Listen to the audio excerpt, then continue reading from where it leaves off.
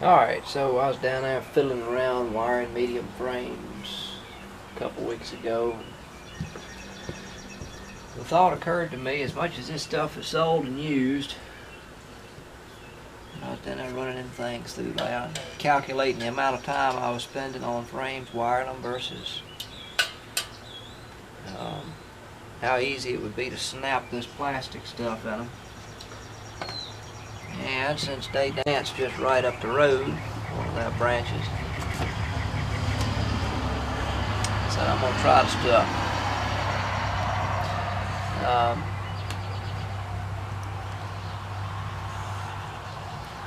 So a little summary starting out. What I gathered from the whole thing, starting beekeeping foundationalist, the biggest thing that I got from it was the efficiency of the small cavity in getting wax drawn, and this stuff too. They're more efficient in a 5-frame deep or a 7-frame medium than they are in a big box. They just are. When starting my experiment, I put a few of the, a couple of them in the long hives, which had, 20 frames of brood in them. Very slow to even think about messing with them. And shoot, I made a couple splits, or several splits, to test the stuff. I had a frame of bees and a couple of them just about,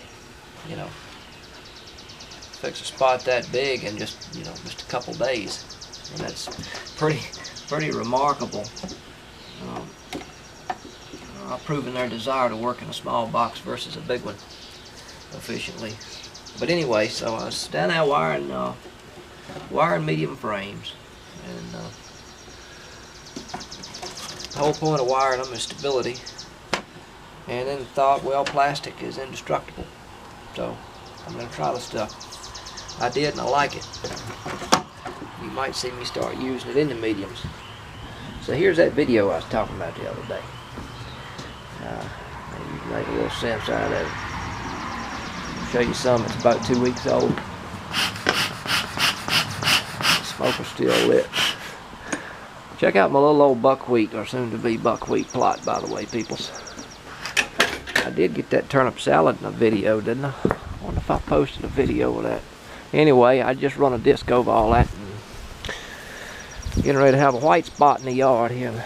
I don't know, it ought to be about ripe for the bees,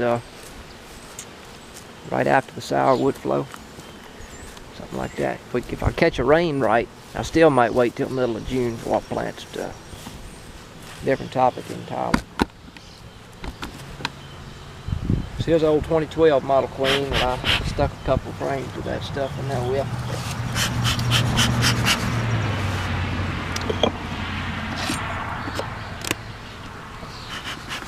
Like I said, it's been about 2 weeks. It's May the 30th. I don't know. Not much over 2 weeks. I'll go back and look.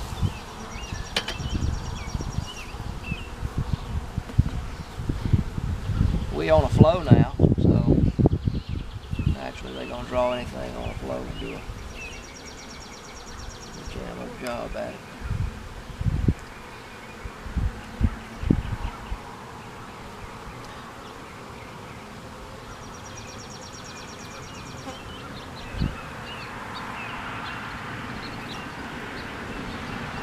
Not bad for a 3-year-old queen, is it, people?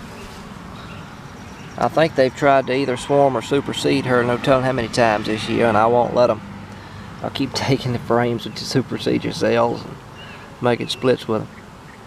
But, yeah, that's the stuff. And my biggest issue is that it doesn't winter as good as a beeswax core. That remains to be seen. I got some genetics that I know you can't kill, or winter won't kill them, so testing them on this will prove some stuff to me. But, I like his stuff. It's indestructible. That's the whole point of me wiring frames. Now, if plastic was my only, if wax was the only option, I'd stick to doing it the way I'm doing it, foundationless. But, and as far as cell sizes, no, I ain't arguing that mess. That's like straining at gnats and swallowing camels. I mean, seriously. I ain't got a 4.9 millimeter cell in the yard, and I've been foundationless since 2012 when I started. Okay, so I don't know about the 4.9 mess. And the 5.1s, you'll find 5.1s in wax that has had several rounds of cocoons run through it and stuff like that. But 5.1 millimeters, the difference in 5.1 and 5.4 is so minute. I mean, that ain't nothing but a slip of a caliper if you're measuring 10 cells at a shot, you know. So, I ain't getting into that.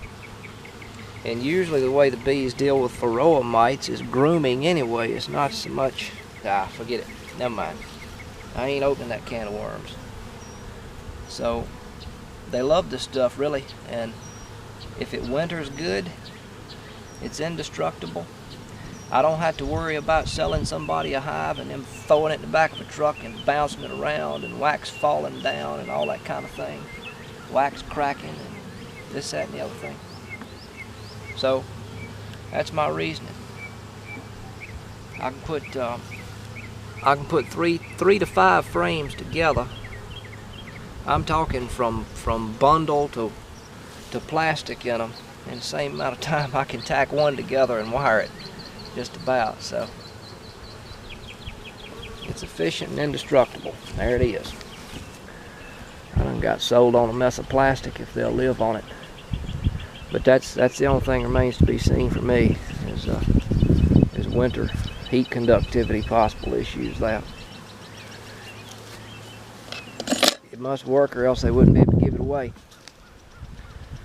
Another plus too is being able to manipulate the hives that I want for drone mothers versus not. So I can take a foundationless frame and stick it in there in February when they desire drones, and they'll flat make them. So that's another thing. Selective breeding on the drone side. But this year I wanted the yard flooded with every drone that would live, and that's what it done. So you look around, they are everywhere. These bigger boxes, I probably got, I don't know, a pound or two of drones in each one of them. See them just going there.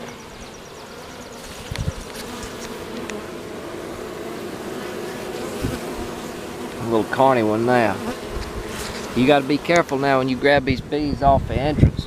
See, this is one of them little bitty weak hives, you see. You're allowed to mess around and get stung. I got a pocket swarm up here. Look here.